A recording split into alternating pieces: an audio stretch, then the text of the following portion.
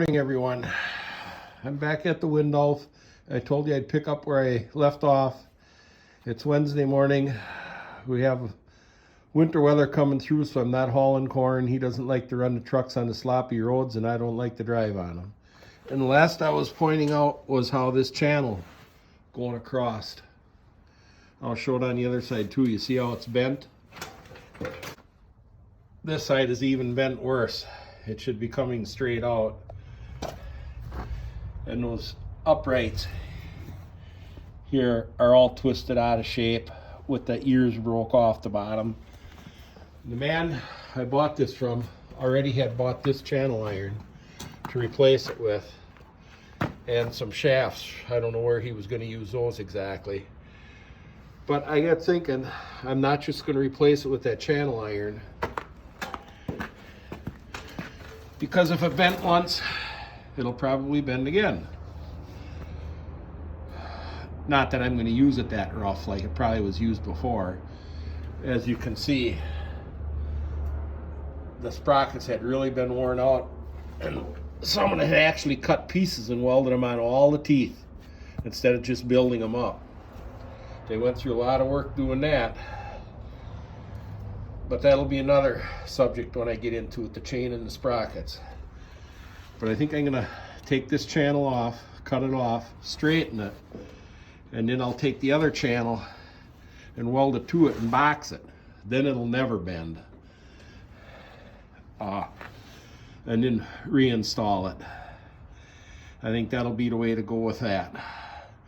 But right now, next, I want to get under there, get the drawbar disconnected, get the mount for the swinging drawbar taken off, and work at getting this sprocket and final drive off.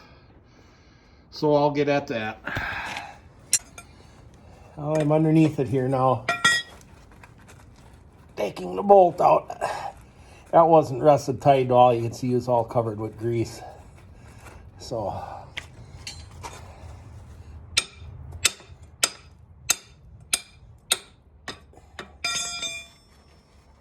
that's coming out.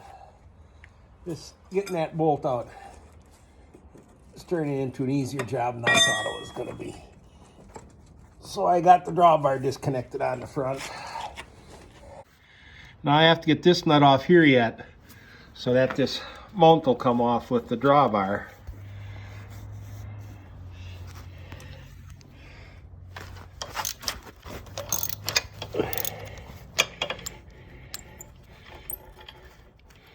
Well, that's off. Now I should be able to pull the drawbar and I don't know what you call it, the support for the swinging drawbar off.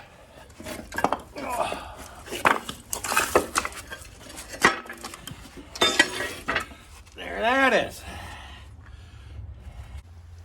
Well, they most certainly didn't skimp when it came to the drawbar. I think it'd be safe to say that that drawbar would have sufficed for a tractor with at least twice the horsepower. So now we're going to go on to pulling this sprocket, and then I'm going to show you how this undercarriage fits underneath there.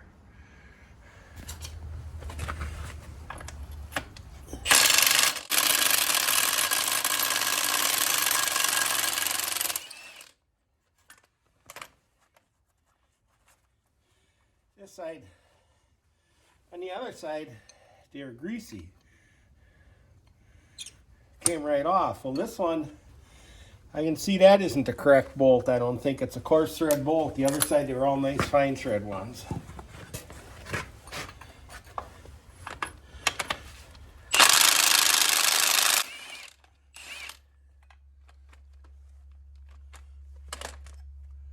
Another coarse thread bolt.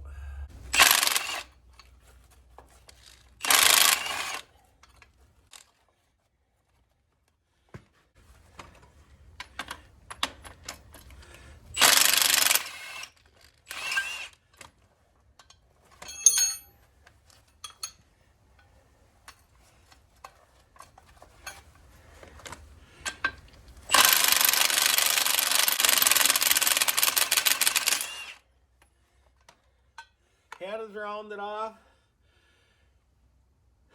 This side is going to take some heat to get them out.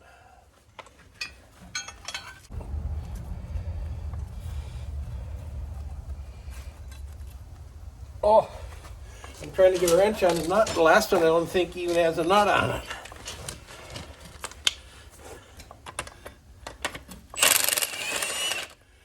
No wonder I couldn't get the wrench on it. So we're going to have to get some heat on these two.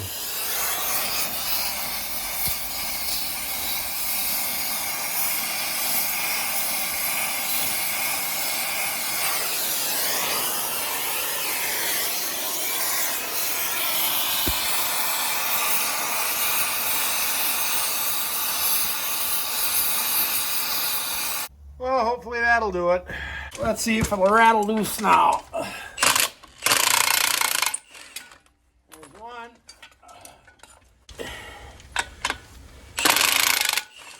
And there's the other one. And just that easy, the sprocket's off. Now here's the track roller frame from the bottom side. And these are track guides, or I don't know, on big crawlers they might call them stone guards. And this one you can see is worn immensely down, so that'll get replaced. I don't know. I haven't got anything to compare to track rollers to, but they're gonna be the way they are. Now I'm gonna show you how it fits under there. So track roller frame goes underneath like this.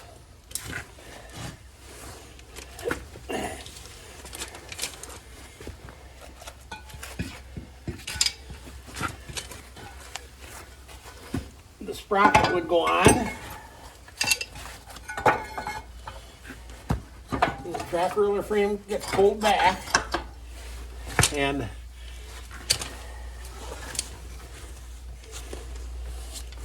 there's a cap goes on here with a bearing.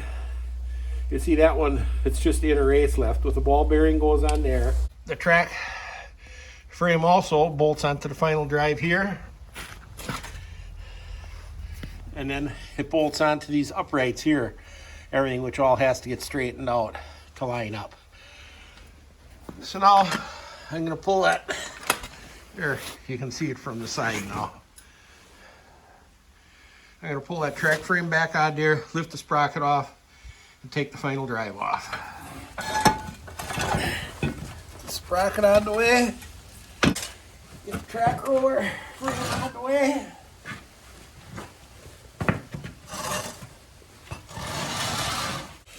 Now there's a strap here that goes from under the final drive up to that bent arm on the chassis. I have to unbolt on the bottom. The other side I didn't have to because it was broke loose on the front. 2 bolts.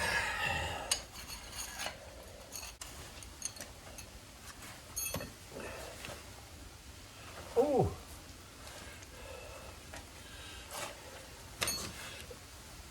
A little oil is coming out of this one.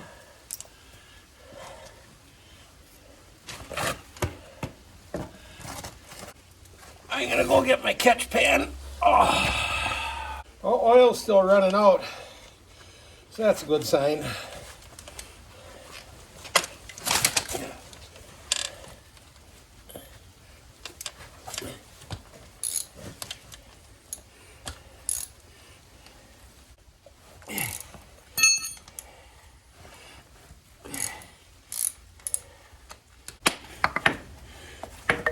Got to get the caked on dirt and grease out of the way.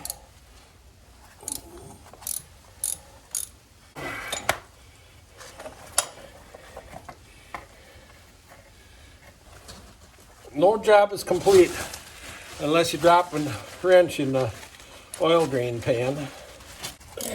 There. There. Got them all broke loose. Now I'll do it the easy way.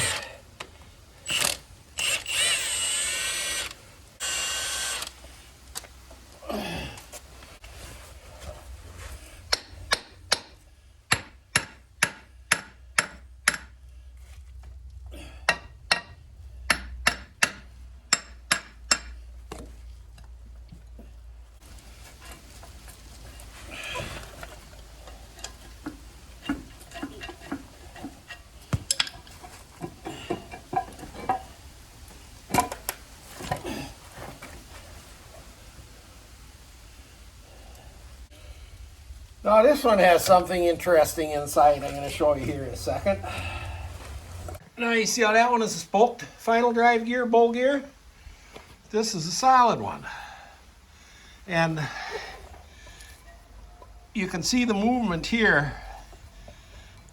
So the bearing where the shaft goes out the other side of the final drive, there's something real sloppy in there. And also, look at this gear. That almost looks like the forging or casting had a hollow in it and they machined it and used it anyway. And also, there's grind marks on it here. And I'm wondering if we're going to see if we can turn it and get more light on it. Yes, this one definitely looks like the teeth are all welded up and remachined, because they look machined real good, but they all have pits in them, like it was a real poor job of welding. But like I say, when no parts are available, it is what it is, and you'll use it the way it is, and it'll probably be fine. Later on, I'll look all the way around the gear. And you can see on this one, the gear goes right onto the splines on that shaft. You come over and look at this one. This inner hub, this bearing is in the way, you can't see it. That bearing is rough too, I can feel it. But this inner hub is splined to the shaft, but then the gear is pressed onto that hub. So, did someone machine down, was the original gear shot and someone machined it down to press this other gear on that they found from a different application, or some universal gear that they modified, or who knows the story? And we never will know. But it all looks usable other than getting new bearings in it, on this side anyway. If I put them in on one side, I'll probably put them in on both sides. That feels about the same as the other side, as to how loose that gear is on that pinion shaft. So next I'll pull the housing off. Oh.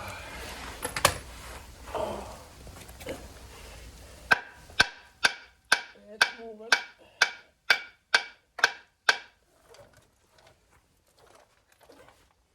Get my brass drift.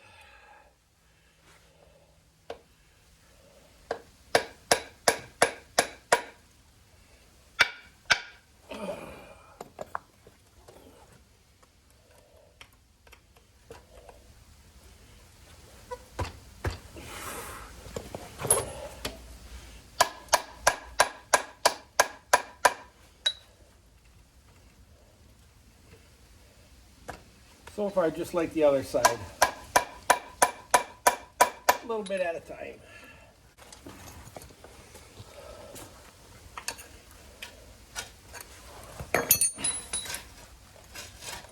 There, and off it comes. Next, it's to get the bolt over there and the one over here out that holds this, the bevel gear, steering clutch, brake, steering brake assembly to the main tractor frame, and disconnect the, well, there one slides right off the end of the shaft. Get the steering clutch handles out of the way, and then it's lift that thing off, which I think is going to be quite heavy. Of course, then again, it is a whole rear end housing for a crawler tractor. Well, I got one of these out. Now I have to work at getting the other one out. Well, I got the other one disconnected. Now someone, I don't know, I didn't put these new bolts in there. Or there's just one in there. I'm going to take that out. It was just in finger loose.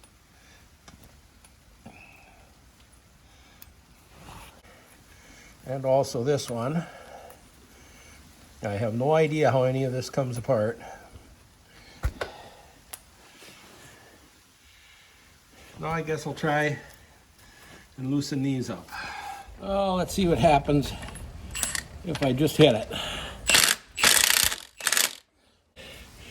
But the nut takes a 7/8 inch wrench.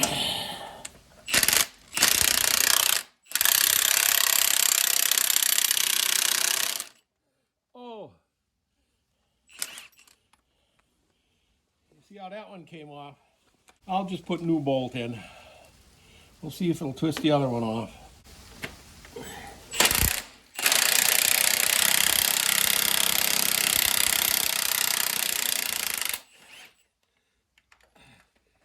That one, the nut came off. Pull this bolt out.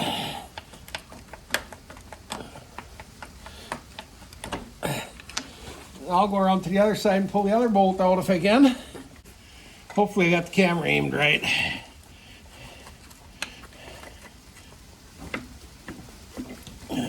Pull this bolt out.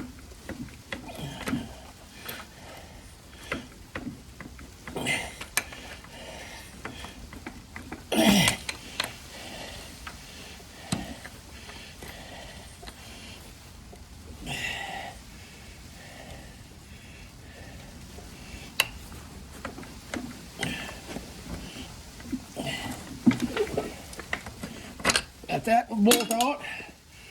Now I'm going to reset the camera up and see if that lifts off of there. I have no idea how any of this comes apart in here, but we're going to see if something comes apart. Well, it looks like you see it there? It looks like the shaft is pulling out of the transmission.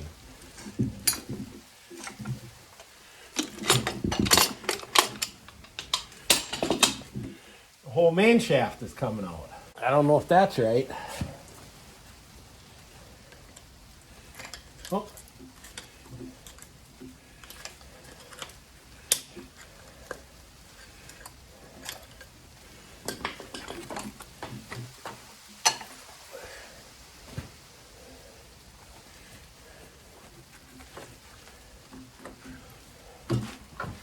Get those steering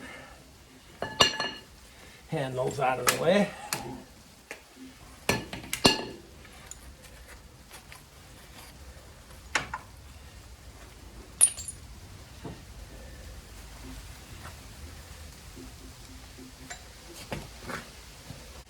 Well, maybe I'll just keep right on going. If it keeps going. Oh, there it came apart. At least it didn't drop on my foot.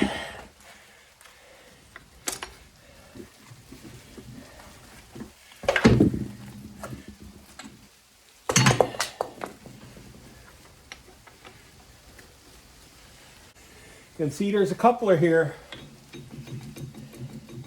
Makes me happy.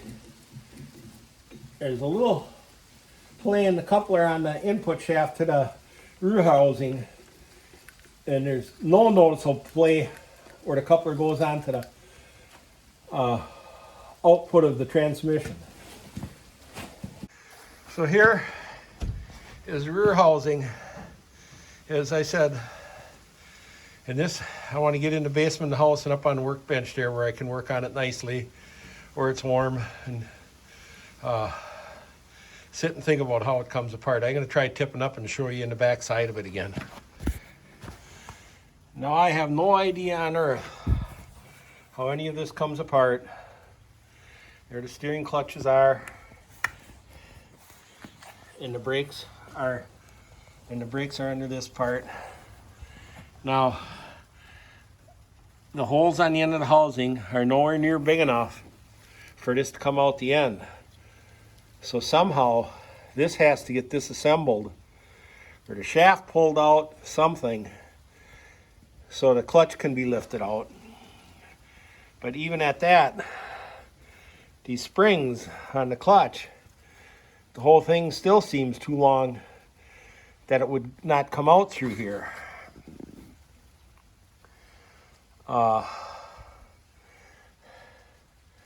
I'm thinking that this is cast like this purposely to make enough clearance, because why else would they have made this casting, changed it here from just being straight. So that probably has something to do with making clearance to get the hub out of there.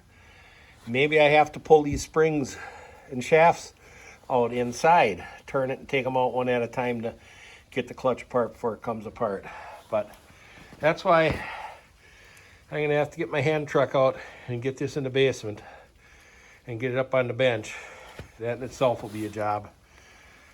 So I can work on it down there in comfort. So I think that's gonna be it for today. Thanks once again for watching, and we'll see you when we're digging into the inside of this. Bye. Now my curiosity has the best of me. I'm thinking that these pins have to come out to somehow disassemble this and pull it out a piece at a time. That's the only way I can see it comes apart. And fortunately, one of the cotter pins is coming out, and that one pin does turn. So I'm gonna keep at it and see if I can get one pin out, see if they come out. I got the cotter pin out, and the spring pressure made it. The pin popped back. Oh, now the pin is coming out. We'll see how far we can get that pin out.